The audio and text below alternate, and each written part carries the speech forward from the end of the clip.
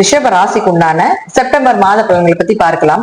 ரிஷப ராசியை பொறுத்த வரைக்கும் பாத்தீங்கன்னா, ராசி அதிபதி இதுதான் உங்க ராசி. உங்க ராசி அதிபதி சுக்கிரன். சுக்கிரன் 14ஆம் தேதி வரைக்கும் பாத்துட்டீங்கன்னா 3ஆம் வீட்டுல இருக்கார். அவரே உங்களுக்கு 6ஆம் அதிபதி ஆகி 3ல இருக்கார். அப்போ 1 மற்றும் 6ஆம் அதிபதியான சுக்கிரன் 3ல் இருக்கக்கூடிய காலகட்டங்கள்ல ஓரளவுக்கு உங்களுக்கு பண வரவுகள், சொத்து சேர்க்கை, 3ஆம் இடங்கிறது கைப்பகுதி, ஏதாவது ஒரு வகையில பணம் எண்ணிட்டு இருக்கிறதுக்கு உண்டான வாய்ப்புகள், பணப்புழக்கங்கள் இதெல்லாம் ஏற்படுத்தி கொடுத்து விடுவார்.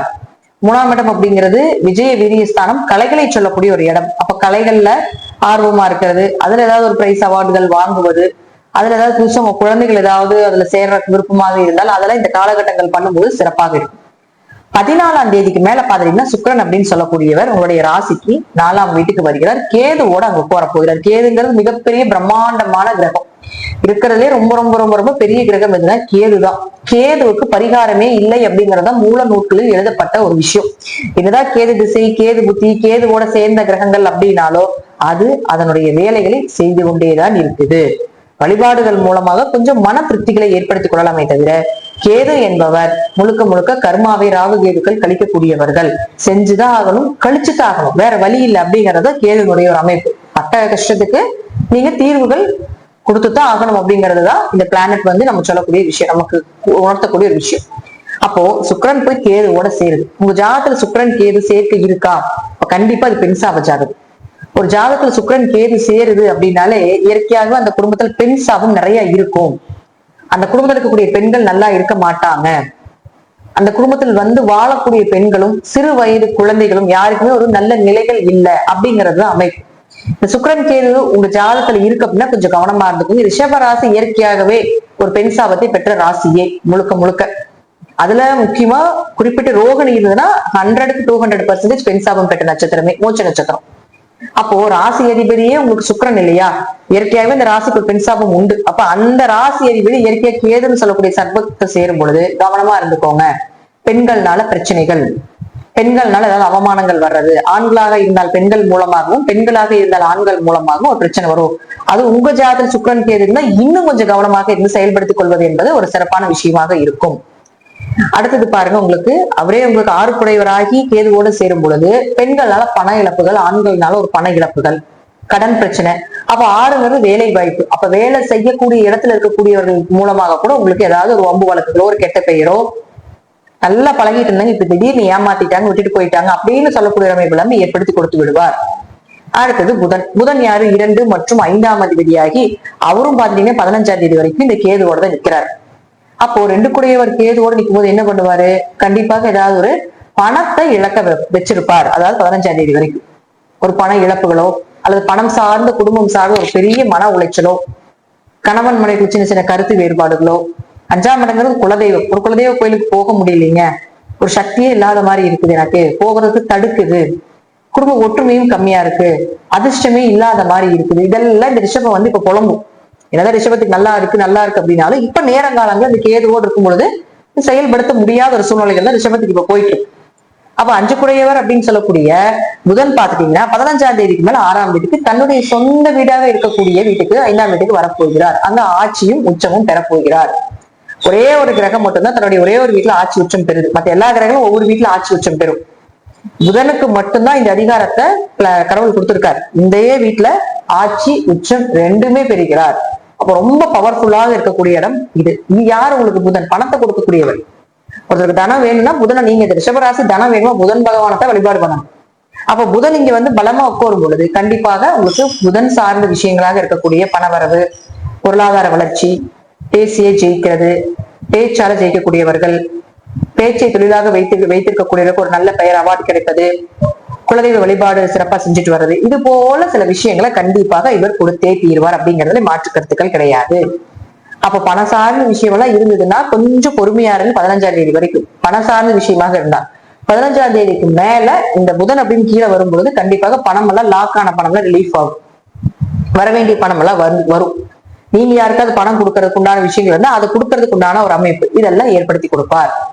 அடுத்தது பாருங்க சூரியன். சூரியனை பொறுத்த வரைக்கும் பாத்தீங்கன்னா உங்களுடைய ராசிக்கு 4ஆம் அதிபதி கேதுவோடையே உட்கார்ந்திருக்கார் 16ஆம் தேதி வரைக்கும். இந்த மாதம் எல்லா கிரகங்களுமே கேதுவோட லாக். இப்ப கேதுவோட எல்லா கிரகங்களும் லாக் ஆச்சுன்னா ரொம்ப கவனமா இருக்கணும். கேதுங்கிறது ஒரு பயத்தை ஏற்படுத்த கொடுக்கக்கூடிய ஒரு கிரகம். எந்த கிரகத்தோட சேர்ந்தாலும் அந்த கிரகத்தினுடைய தன்மையை வாங்கி கேது வெளிப்படுத்தும். முதல் கேதுக்குண்டானது பயம், பதட்டம், தற்கொலை எண்ணங்களை கொடுப்பது, நமக்கு இப்படியே போயிருமா லைஃப் அப்படின்னு ஒரு குழப்பம். தெய்வ அனுகிரகம் நிறைய இருக்கும். தெய்வ அனுகிரகம், கோவில், ஸ்பிரிச்சுவல், இதுக்கெல்லாம் சீக்கிரம் கொண்டு போயிடும். பட் பொருளாதாரம், குடும்ப வாழ்க்கை இதெல்லாம் கேதுக்காகவே ஆகாது. அவர் சன்னியாசி. அப்ப எந்த கிரகம் எல்லாம் சேருதோ அந்த கிரகத்தினுடைய தன்மைகள் உங்ககிட்ட இருந்து பிரிக்கும், அழிக்கும் அப்படிங்கிற அமைப்பு உண்டு. அப்ப குடும்பத்துல இப்ப புதன் உங்களுக்கு இதே இடத்துல இருந்த வரைக்கும் குடும்ப பிரச்சனை, பேச்சாளர் பிரச்சனை இதெல்லாம் வந்திருக்கும். இப்ப புதனும் விளங்கிடுவார். அடுத்தது உங்களுக்கு 4ஆம் அதிபதி யாரு? சொந்த பந்தங்கள், நண்பர்கள். அப்ப அவங்களோட கேது சேரும் பொழுது சூரியன் கேது சேர்க்கை 16ஆம் தேதி வரைக்கும் பாத்தீங்கன்னா சொந்த பந்தத்துக்குள்ள கொஞ்சம் கெட்ட பெயரு, கொஞ்சம் அவமானங்கள் இதெல்லாம் ஏற்படுத்தி கொடுக்கும். நண்பர்களுக்குள்ள கொஞ்சம் சண்டை சச்சரவு இதெல்லாம் 16ஆம் தேதி வரைக்கும் இயற்கையா இருக்கத்தான் செய்யும். 16ஆம் தேதிக்கு மேல அது அப்படியே படிப்படியா அப்படியே விலகி உங்களுக்கு நன்மைகளை ஏற்படுத்தி கொடுப்பார். அடுத்தது சூரியன், புதன், செவ்வாய் இதெல்லாமே இந்த சேர்க்கை அப்படிங்கிற ஒரு சிறப்பா இருக்கும். ஒரு பொருளாதாரமோ, ஒரு வீடு மனை சொத்துக்கள் வாங்கக்கூடிய ஒரு அமைப்போ, ஒரு இடமாற்றம் பண்ணக்கூடிய ஒரு அமைப்போ இதெல்லாம் கொஞ்சம் பிற்பகுதியில, மாதத்தின் பிற்பகுதியில நடக்கும். ஆனா லக்னாதிபதி இதுக்குள்ள வரும்பொழுது எதை செய்தாலும் யோசிச்சு பாருங்க. ஏன்னா நமக்கு லக்னாதிபதி தான் ரொம்ப முக்கியம். மத்த எந்த கிரகங்கள் மாறி நின்றாலும் சுக்கிரன் தான் உங்களுக்கு முக்கியம். அப்ப சுக்கிரனுக்கு உண்டான வழிபாடுகளை செய்துட்டு, கேதுவுக்கு உண்டான வழிபாடுகளை செய்துட்டு அடுத்த கட்டத்துக்கு உண்டான ஒரு பயணத்துக்கு நீங்க போகலாம். அடுத்தது செவ்வாய். செவ்வாயை பொறுத்த வரைக்கும் பாத்தீங்கன்னா 7 மற்றும் 12ஆம் அதிபதியாகி உங்களுடைய ராசிக்கு அஞ்சல நிற்கிறார் 13ஆம் தேதி வரைக்கும். அப்ப 7 கூட அஞ்சல் நிற்கும் போது திருமண வரன்கள், திருமணம் சார்ந்த விஷயங்கள் இதெல்லாம் உங்களுக்கு சிறப்பா ஏற்படுத்தி கொடுத்திருப்பார். 12, 6 தொடர்பு ஏற்பட்டாலே கொஞ்சம் வேலை சார்ந்த பிரச்சனைகள் உண்டு. ஆனா வெளியூர்ல எங்காவது போறீங்க, வெளிநாடு போறீங்க இதுக்கெல்லாம் கொஞ்சம் சிறப்பா இருந்திருக்கும். இப்ப இவரே பாத்துட்டீங்கன்னா அடுத்தது 13ஆம் தேதிக்கு மேல பாருங்க, இங்கு துலா வீட்டுக்கு வருகிறார், 6ஆம் வீட்டுக்கு வருகிறார். அப்ப அவர் யார்? உங்களுக்கு 7 குடையவர். அப்ப 7 குடையவர் 6ஆம் வீட்டுக்கு வரக்கூடிய காலகட்டங்கள்ல கண்டிப்பாக ஏதாவது ஒரு வழியில திருமணம் சார்ந்த விஷயத்துல கொஞ்சம் கவனமா இருந்துக்கோங்க. வரன்கள் பார்க்கக்கூடிய விஷயத்துல கொஞ்சம் கவனமா இருந்துக்கோங்க. அப்ப அவரே உங்களுக்கு 12ஆம் அதிபதியும் ஆகி இருக்கக்கூடிய இடம் அப்படிங்கிறது 6ஆம் வீட்டுக்கு வரும் பொழுது இந்த காலகட்டங்கள வெளிநாடோ, வெளியூரோ பயணங்களோ மேற்கொண்டு பாருங்க. நிச்சயமா அது உங்களுக்கு சக்சஸ் கிடைக்கும். வெளிநாடு வேலை வாய்ப்புகள், கொஞ்சம் அலைச்சல், பயணங்கள், ஒரு நிம்மதி இல்லாம இருக்குது, ஒரு தூக்கம் இல்லாம இருக்குது, ஹார்ட் எஃபர்ட் போட வேண்டிய ஒரு சூழ்நிலையில் இது எல்லாமே நடக்கும். அதனால நீங்க அதை பயன்படுத்திக் கொள்ளலாம். சனி வக்ரமா இருக்கு. சனி வக்ரமாக இருக்கக்கூடிய காலகட்டங்கள் அப்படிங்கிறது நவம்பர் மாசம் வரைக்கும் இருக்குது. சனி வக்ர பயிற்சி, ராஜ்வீதி பயிற்சி, குரு பயிற்சி எல்லாமே தனியா கொடுத்துருக்கும். உங்க ஜாதகத்துல சனி வக்ரமாக இருந்தால் இந்த மாதத்துல ஓரளவுக்கு பணம், பொருளாதாரம் இதெல்லாம் ஏற்படுத்தி கொடுத்துரும். உங்க ஜாதகத்துல சனி வக்ரமாக இல்லை என்றால், தசாபுத்திகள் நன்றாக இருந்தால் ஓரளவுக்கு பணம், காசு, உன சொத்தெல்லாம் இந்த புதன் இங்க 15ஆம் தேதிக்கு மேல வந்ததுக்கு அப்புறம் நிச்சயமாக ஏற்படுத்தி கொடுப்பார் அப்படிங்கிறது முற்றிலும் உண்மை. குருவை பொறுத்த வரைக்கும் 2ஆம் வீட்டுல இருக்கார். ஏதோ ஒரு வழியில பண வரவு, தனஸ்தானம், தனத்தை அதிகப்படுத்துறது, லாபத்தை அதிகப்படுத்துறது இதெல்லாம் ஏற்படுத்தி கொடுப்பார். குரு ஒரு சிலருக்கு முற்பகுதியில கொடுக்குது, ஒரு வருட காலங்களாக இருந்தால் ஒரு சிலருக்கு முதல் 6 மாசத்துல கொடுத்துட்டு 2வது 6 மாசத்துல கொடுக்க மாட்டேங்குது. ஒரு சிலருக்கு பாத்துட்டீங்கன்னா முதல் 6 மாசம் கொடுக்க மாட்டேங்குது, 2வது பிற்பகுதியில் ஒரு 6 மாசத்துல கொடுக்குது. அது உங்க ஜாதகத்துல குரு இருக்கின்ற தன்மையை பொறுத்து கோச்சார் பண்ணி இதை கரெக்டா மேட்ச் பண்ணி ஜாயின் பண்ணி வழி நடத்துது. அடுத்தது ராகு கேதுக்களை பொறுத்த வரைக்கும் 11ல ராகு இருக்கிற வரைக்கும் உங்களுக்கு ஏதாவது ஒரு வழியில லாபங்கள், பணவரவு, தேவைகளுக்கு உண்டான விஷயங்கள் இதெல்லாம் செஞ்சுடும். ஆனா ஆரோக்கியத்தை கெடுப்பார். கேது 4ல இருந்து ஆரோக்கியத்தை, உடல்நிலையில, மன ரீதியாக ஒரு குழப்பத்தை இது இருந்துகிட்டே இருக்கும் 1.5 வருடம் வரைக்கும். அதனால ரிஷபத்தை பொறுத்த வரைக்கும் இந்த மாதம் ஓரளவுக்கு முற்பகுதி, பிற்பகுதி அப்படிங்கறத விட பிற்பகுதியில ஓரளவு நல்ல செயல்படுத்தக்கூடிய மாதமாக இந்த மாதம் இருக்கு. லக்னாதிபதியை வலுப்படுத்திக் கொள்வது என்பது ஒரு சிறப்பான விஷயமாக இருக்கும் அப்படிங்கறதுதான் இந்த மாதத்தினுடைய பலன்கள்.